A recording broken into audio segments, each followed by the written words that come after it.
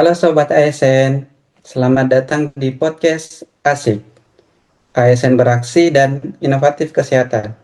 Saya Kasim Kamidi dan hari ini kita akan masuk ke sesi bincang asik. Ruang diskusi kita untuk membedah bagaimana implementasi smart governance. Hari ini kita akan membahas transformasi pelayanan kesehatan sebagai kebutuhan dasar masyarakat. Smart governance sendiri adalah tata kelola yang mengutamakan teknologi, transparan, dan partisipasi publik. Hari ini saya ditemani oleh rekan-rekan ahli saya, ada Mbak Uswatun selaku praktisi layanan. Halo, Mbak.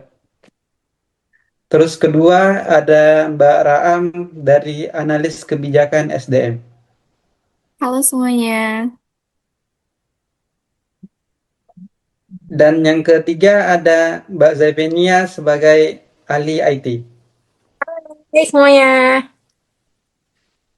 Dan terakhir ada Mbak Eka sebagai koordinator strategis.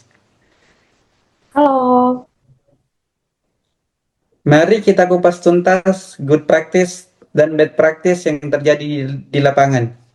Gimana? Sehat semua? Sehat dong, host. Siap bedah yang pedes-pedes nih. Nah, itu dia. Langsung saja kita mulai dari yang bad practice dulu nih. Apa saja sih yang masih bikin gemes di lapangan? Jujur ya, yang paling bikin pasien kesel itu kalau pindah rumah sakit. Datanya nggak nyambung, jadi kayak pasien baru lagi. Harus tes ulang, buang waktu dan biaya.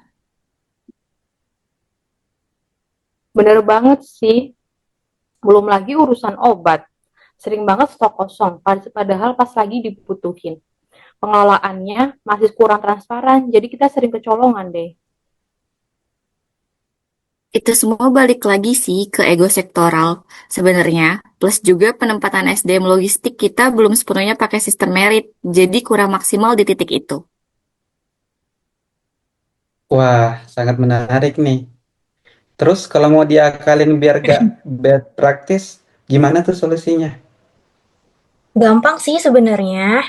Kita harus punya satu platform kesehatan nasional. Jadi riwayat pasien itu ngikut, bukan hilang pas pindah vaskes.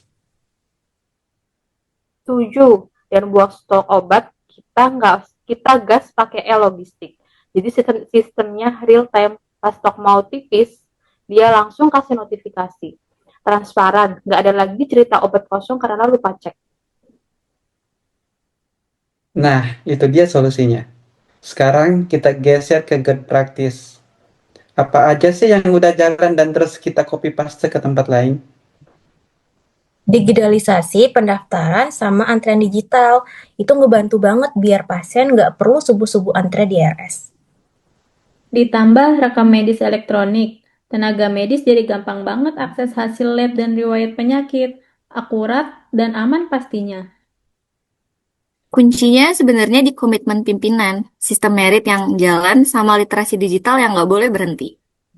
Intinya harus sering kolaborasi unit juga ya, jangan jagoan sendiri-sendiri, biar inovasi ini jadi standar nasional.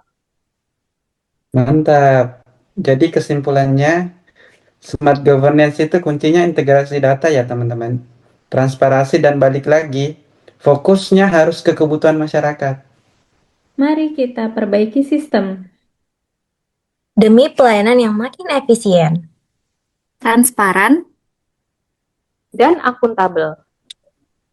Oke Sobat Asik, sekian obrolan kita hari ini. Tetap jadi ASN yang membanggakan bangsa. Sampai jumpa di episode berikutnya. Bye-bye.